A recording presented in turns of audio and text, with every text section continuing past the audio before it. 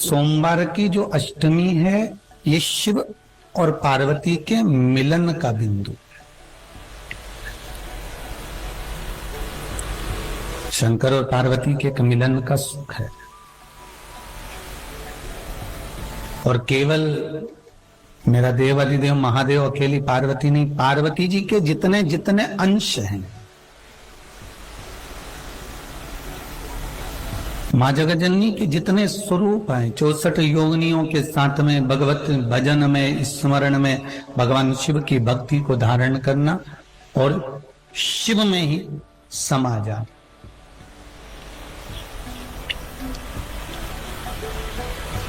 आस्था channel के माध्यम से, फेसबुक यूट्यूब के माध्यम से जितने श्रोता भाई बहन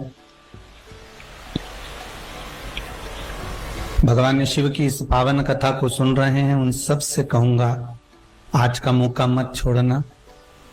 7 बेलपत्र, 1 लोटा पानी, 1 जल का पात्र, और उस 7 बेलपत्र में भी मध्य की बेलपत्र में बीच वाली पत्ती पर केसर का भाग घिस कर चंदन बनाकर उससे ओम लिखकर, और दोनों जो पत्तियां हैं उस पर गणेश जी, रिद्धि सिद्धि और माता पार्वती जी का, कार्तिकेय जी का स्मरण कर कर उस पत्ती पर केसर चंदन की बिंदी लगाकर बाबा देव अधिदेव महादेव को अशोक सुंदरी की जगह पर समर्पित करिए।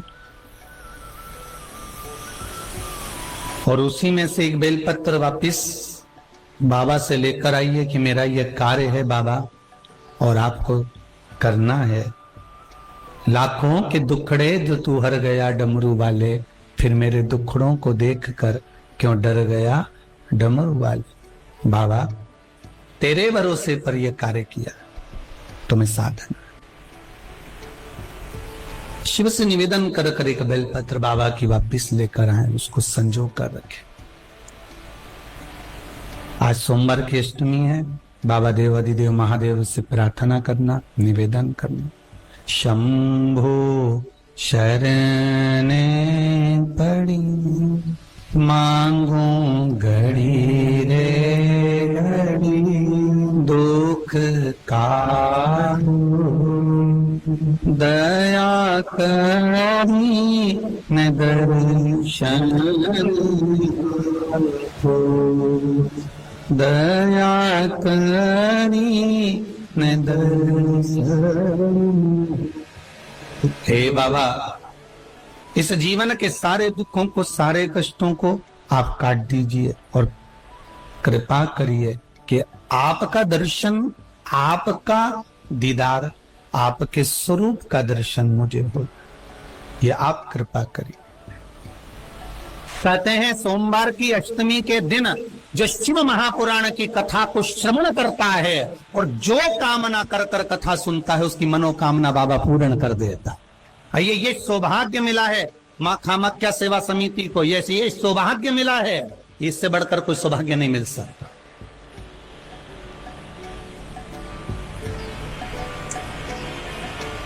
इससे बढ़कर कोई सौभाग्य नहीं मिल सकता। बार बार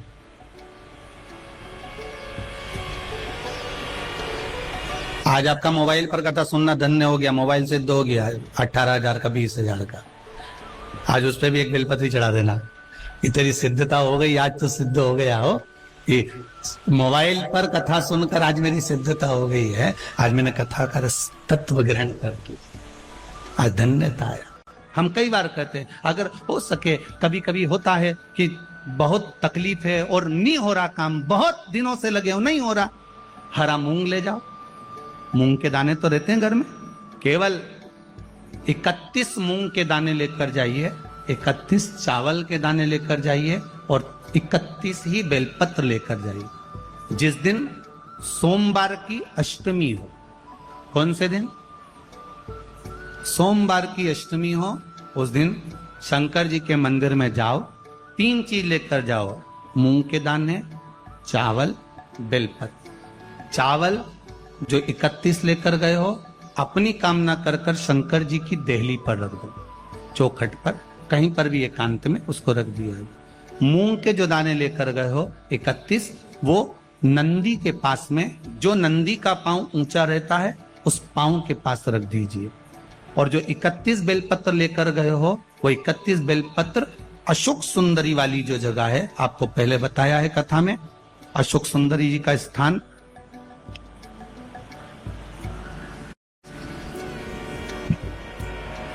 ये शिवलिंग, ये जलाधारी जहां से पानी बहता है, उसके बीच में एक मोटी सी लाइन होती है जो शंकर भगवान की छोटी लड़की अशोक सुंदरी का स्थान है।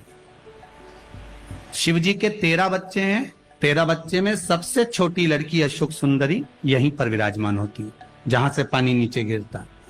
प्रत्येक शिवलिंग के सामने एक मोटी सी लाइन होगी, उस मोटी सी जो लाइन है अशोक सुंदरी, वहां पर जो 31 बेलपत्र लेकर गए हो, अपनी कामना कर कर पीला चंदन लाल चंदन लगाकर उस पर समर्पित करते जाओ। उसकी डंडी जहां से पानी बहता है उस ओर होना चाहिए। आप निवेदन कर कर देखो, एक सोमवार की अष्टमी पर कर कर देखना, दूसरी सोमवार की अष्टमी आएगी, अपने आप आपका काम हो गया होगा। बाबा से निवेदन तो करो, क्यों भटक रहे हो?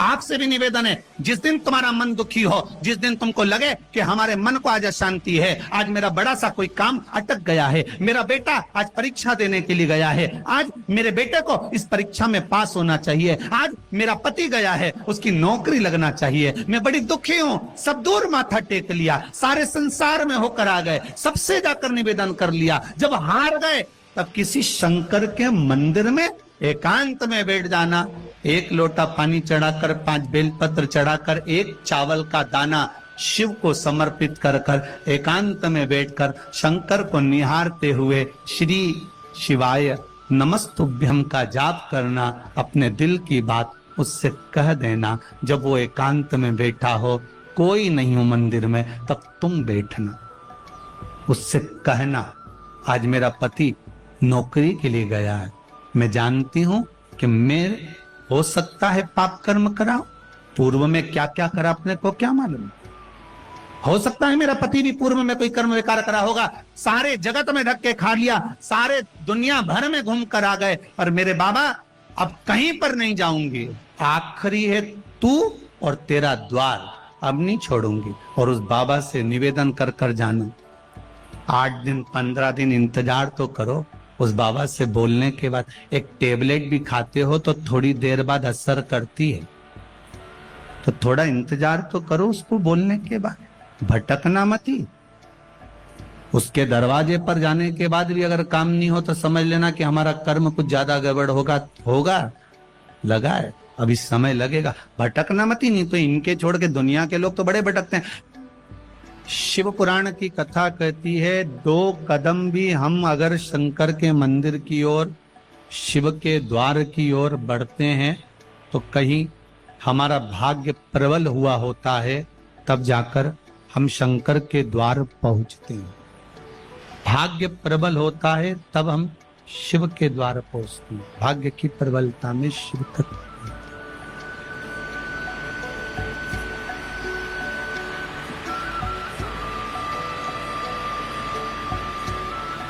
लोग कहते हैं भगवान के मंदिर जाया करो,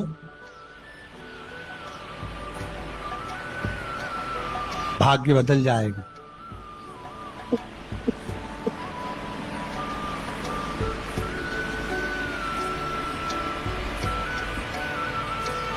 भगवान के मंदिर जाया करो, भाग्य बदल जाएगा। शिव महापुराण की कथा कहती है, जिस दिन मंदिर जाने का मन में विचार आ गया ना, उसी दिन से भाग्य बदल जाए। मंदिर जाओगे तब बदलेगा। और शिव पुराण तो यह कहती है, जिस दिन मन में भाव आ गया कि मुझे शंकर की कथा में जाना है, मुझे मंदिर जाना है, मुझे देवाना जाना है, मुझे तीर्थ जाना है, मुझे शंकर के द्वार जाना है, उसी दिन भाग्य बदल जाए। बस मन में भाव आना चाहिए तो भाग्य बदल। गुरुजी, ये कथा तो हमको याद रहती नहीं है, सुनने का फायदा क्या है? हम कहते हैं 6 महीने पहले जो खाया, 6 महीने पहले जो खाया,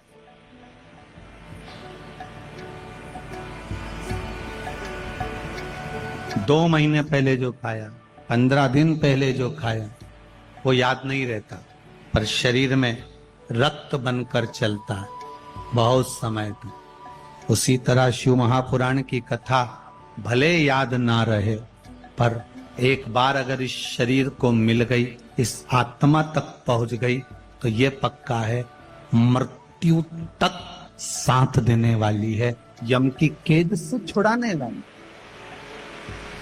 मृत्यु तक साथ, अंतिम बिंदु तक। अगर मान लो किसी पति पत्नी का तलाक तक की नौबत हो गई और तलाक नहीं कराना है, आपस में वापिस प्रेम बढ़ जाए, छोरी वापिस घर में रहे, बेटा उसको रखे, बहू रहे, आपस में प्रेम बढ़े, वो भले मायके चली गई हो, वो भले लड़का छोड़कर चले गया हो, अकेली रह रही हो और चाहती है कि मैं पति के साथ रहना है, तलाक नहीं होना चाहिए, हम दोनों में प्रेम रहे, वो संभाले मेरे को भी और मैं भी आदर करूं, वो भी आदर करे। तो मेरा निवेदन है, कच्चा जो सूत होता है, कच्चा जो धागा होता है, एक धागा होता है पक्का धागा, एक धागा होता है कच्चा धागा। बहुत ध्यान दीजिएगा महाराज, पक्के धागे से नहीं लपेटना सफेद, कच्चा जो धागा पीपल में, बड़ में या आंवला आदि में जो हम लोग लपेटते हैं पूजन करते समय, वो कच्चा था। नंदी के ठीक पीछे बैठकर कोई साथ में आपका परिवार का कोई व्यक्ति चले जाए और हस्तकमल को, जिसको अपने परिवार में वापिस रहना है, उस स्त्री हो या पुरुष हो, दोनों में से कोई भी नंदी के पीछे बैठकर सोमवार की जिस दिन अष्टमी पड़े, उस दिन नंदी के पीछे बैठकर हाथ को ऐसा बंद करना है, हाथ में एक बेलपत्री रखना है, सीधी सीधी बंद कर कर 7 बार उस हाथ पर कच्चा सूत लपेट देना है, उस सूत को वापस निकाल लेना है, बेलपत्री के साथ में, और बेलपत्री को तो अपने पास में रखना। सबसे पहले माता पार्वती का जो हस्त कमल ऐसा होता है शिव मंदिर में, उस हस्त कमल में वो सूत जो आपके हाथ से निकला है वो उसमें डाल देना है, माँ जगत जननी से प्रार्थना कर कर, और जो बेलपत्री आपने संबंध को जोड़ने के लिए अपने हाथ में ली है, वो शंकर भगवान के कटी भाग में, फिर निवेदन करूंगा, कटी भाग को समझ लीजिए। ये शिवलिंग रखा है, जहां पर शंकर भगवान का शिवलिंग, माता पार्वती जी के हस्त कमल पर जो शिवलिंग रखा है, ये भाग कटी भाग कहलाता है। इस जगह पर जहां शंकर और पार्वती का मिलन हुआ है, उस जगह पर उस बेलपत्री को रख देना। महाराज ज्यादा से ज्यादा 3-4 महीने लगते हैं, दोनों में वापिस प्रेम बढ़ जाता है, दोनों एक हो जाते। तलाक तक बात चल भी रही हो तो तलाक समाप्त हो जाता, प्रेम, करुणा, आसक्ति, स्नेह बढ़ जाता। संबंध टूटने की कतार पर एक बार माता पार्वती को समर्पित तो करो अपना संबंध कि मां अब तुझे नहीं भाना। माना मैंने अपशब्द कह दिया होगा, माना मेरी गलती होगी, थोड़ी गलती उनकी भी होगी, पर दोनों की गलती है मां, अब इस संबंध को तुझे निभाना। जब कच्चा सूत माता के हाथ में रखो, तब माता को विनती करना, इस संबंध की डोरी अब तेरे को दे दूं। दीन बंधु दीनानाथ मेरी डोरी तेरी, अब ये डोरी मैंने तुमको दे दी है, अब ये संबंध आपको निभाना, अब ये संबंध मेरा। तो मेरा बेटियों से निवेदन,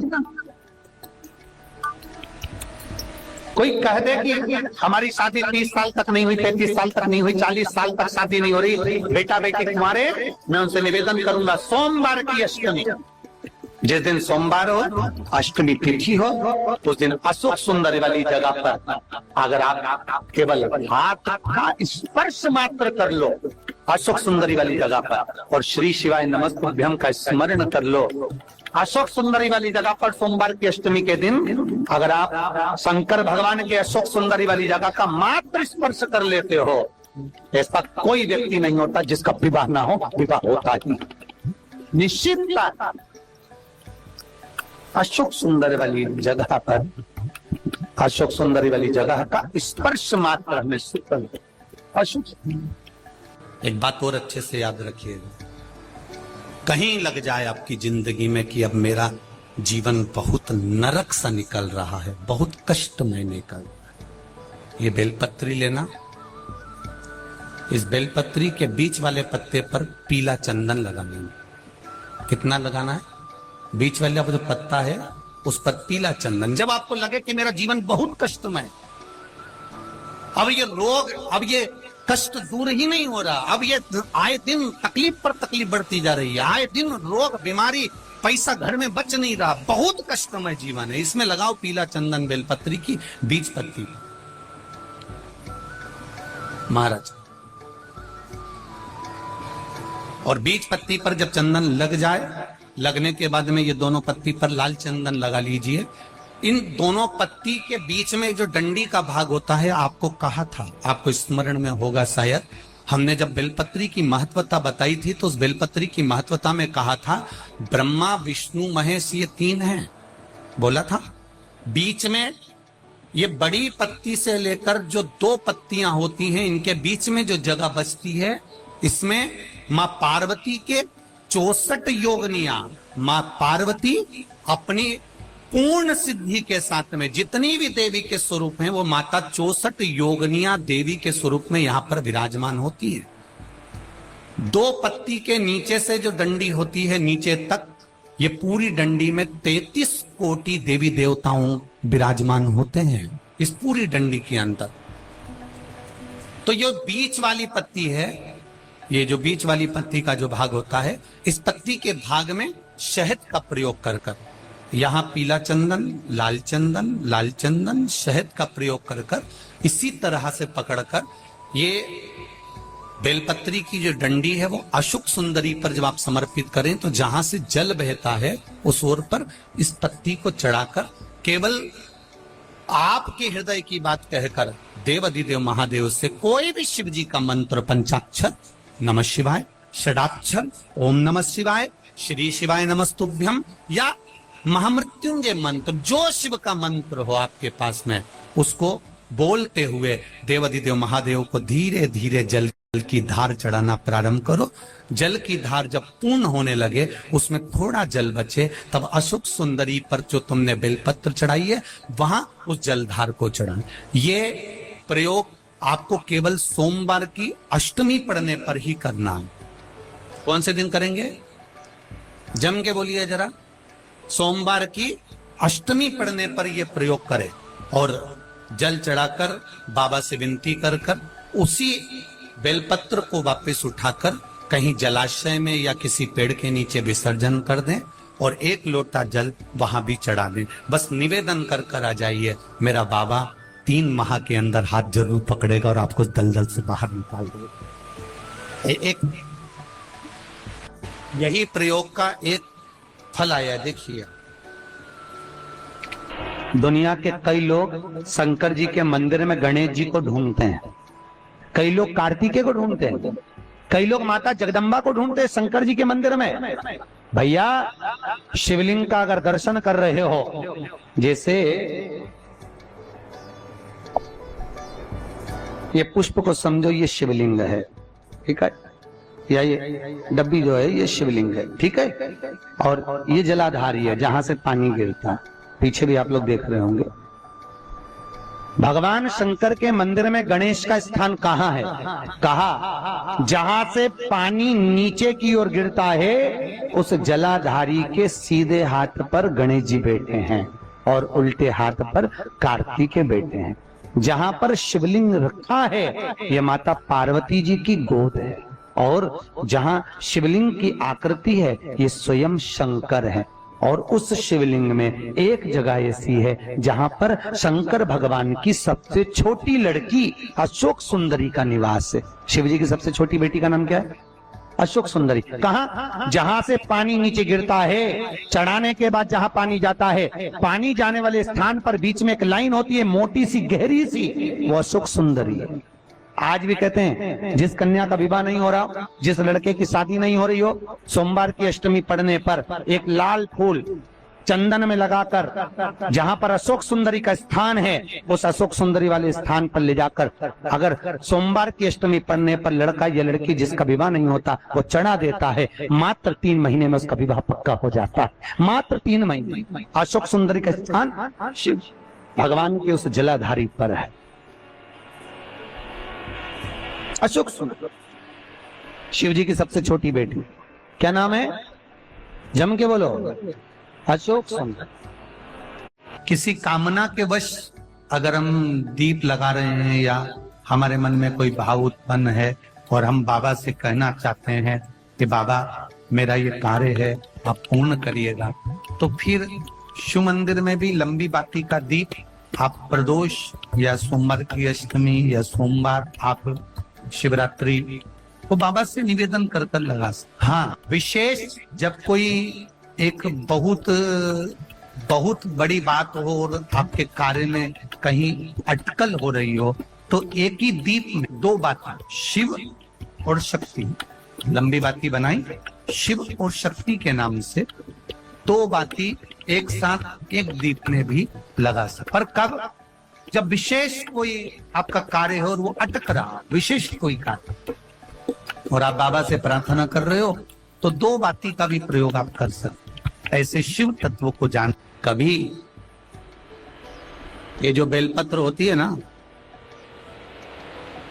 आप लोग समझना भाई हो, जितने लोग दिल से कथा सुनने आए हो वो दिल से सुनिएगा, समझिएगा। कभी हृदय चित्त में अगर आ जा, चंदन हाथ में लेकर केवल इस भाग को पकड़कर भी अगर आप देवाधिदेव महादेव को बेलपत्र समर्पित कर, तीन तिथियों का स्मरण करिए जरा, ठीक है? पहला शिवरात्रि, हर महीने आती है, प्रत्येक महीने शिवरात्रि है।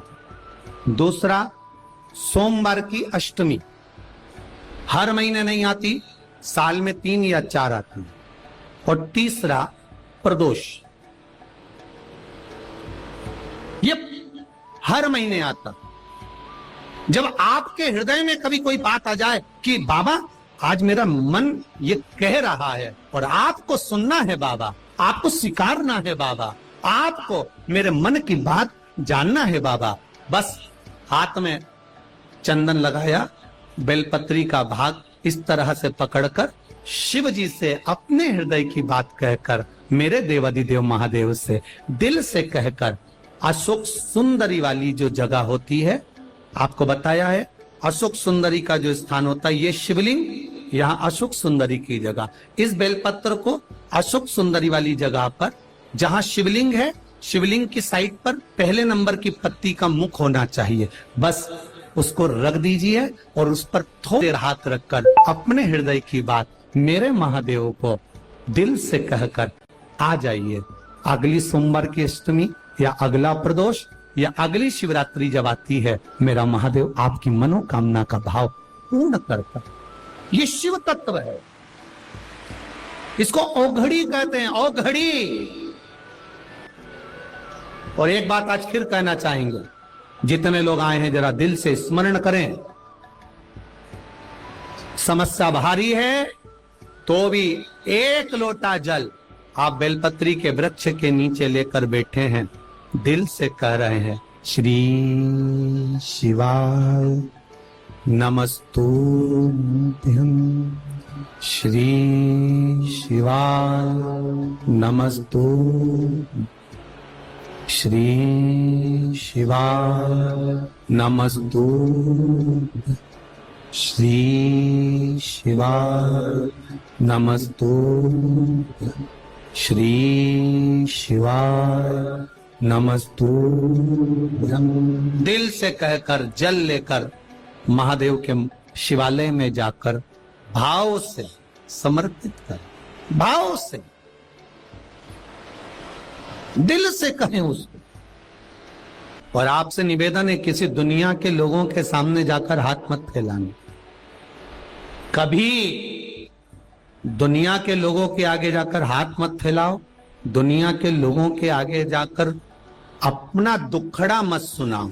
अगर सुनाना है अपने दुखड़े को, अपने दिल की बात, तो कभी किसी बेलपत्र का वृक्ष हो, उसके नीचे 2 मिनट बैठ जाना और श्री शिवाय नमस्तुभ्यं या पंचाक्षर नमः शिवाय या षडाक्षर ओम नमः शिवाय वो थोड़ी देर, ज्यादा नहीं बोलूंगा, 2 मिनट मौन होकर बैठना, बेलपत्री के वृक्ष की जड़ की ओर आपका मुख कर लेना, और 2 मिनट अगर दुख है जीवन में, तकलीफ है, तो बेलपत्री के वृक्ष के नीचे बैठकर अपने दिल की बात महादेव से, पार्वती से कह देना, अपने दिल की बात।